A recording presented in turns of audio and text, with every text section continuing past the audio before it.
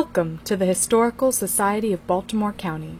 The Society, incorporated in 1959, has served Baltimore County for more than 50 years. Through its museum collections, archives, library, tours, lectures, and presentations, it preserves, collects, and interprets Baltimore County's more than 350 years of history. In addition to its many services, the Society's Almshouse campus is historically notable in itself. The tract of land upon which the facility sits has several unique buildings and was once the location of the county's third and final almshouse, originally named the Upland Home. As you drive up the hill towards the almshouse, you can't miss the main building.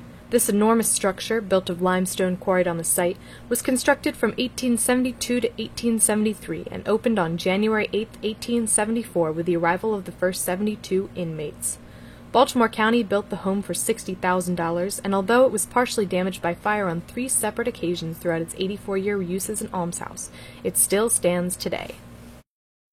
Almshouses were established by the Maryland State Legislature in 1768. The law recognized that the number of poor within the state was very great and exceedingly burdensome, and proceeded to establish almshouses in 5 counties. Therefore, Bayview and Calverton, the first county almshouses, were built in 1773 and 1819 respectively. After the 1851 split between Baltimore County and Baltimore City, the county needed an almshouse within their newly defined boundaries. The result was the Upland Home, built on 132 acres of land purchased from Dr. John Galloway in 1870.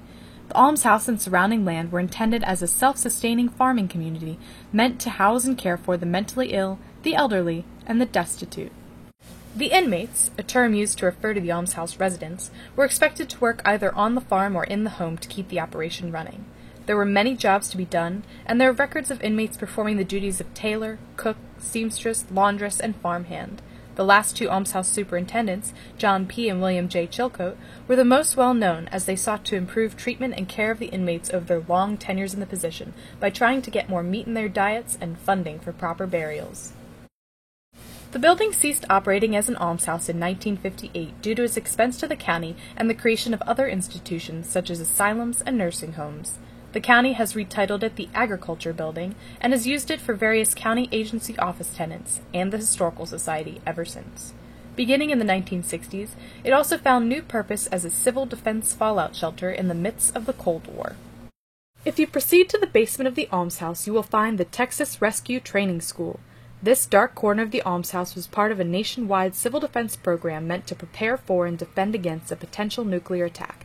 With its dense population, close proximity to Washington, D.C., military facilities, and port, Baltimore was a likely target for nuclear attack. This meant shelters like it were abundant in both the city and the county. The Texas Rescue Training School held weekly classes in heavy rescue, light rescue, ham radio operation, and CPR. The site was likely chosen for its hilltop location, thick limestone, and 24-inch reinforced concrete walls which could help protect citizens from the harmful effects of nuclear fallout.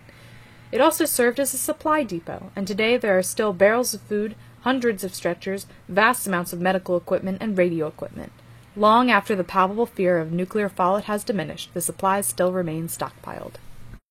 Coming out of the almshouse from the back entrance, if you look to your left, you will see a similar stone structure across the lawn. This is known as the pest house. It was built shortly after the almshouse and was intended for pestilence isolation. At the time, hospitals did not allow for admission of patients with communicable diseases, so they were sent to pest houses for quarantine. However, in terms of documentary evidence, the pest house was only used for pestilence once, during a 1914 smallpox outbreak. It was more commonly used to house African American male inmates that came to the almshouse. In 2012, Preservation Maryland listed it on its Endangered Maryland list of historic properties. Finally, if you continue down the drive, you will see a large red barn and silo on your right.